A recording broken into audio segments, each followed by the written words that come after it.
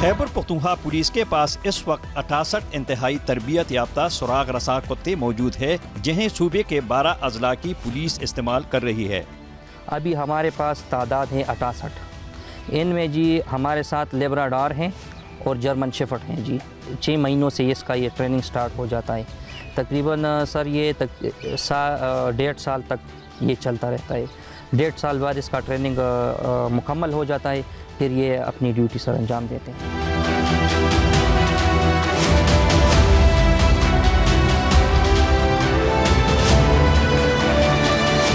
کتوں کی تربیت کا دورانیہ 6 ماہ ہے، جس کے بعد وہ ہر قسم کے بارود اور اسلحہ کی نشاندہی کے قابل ہو جاتے ہیں، اور اس مقصد کے لیے پشاور کے ملک سعد شہید پولیس لائن کے کینائن سینٹر میں تربیت کا اہتمام کیا گیا ہے۔ آج تک تقریباً 18 kg بارود برآمد ہو چکا ہے۔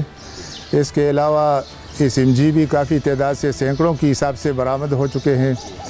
LMG دستی بم وغیرہ، ٹھیک ہے جی، اور ایکسپلوزیو۔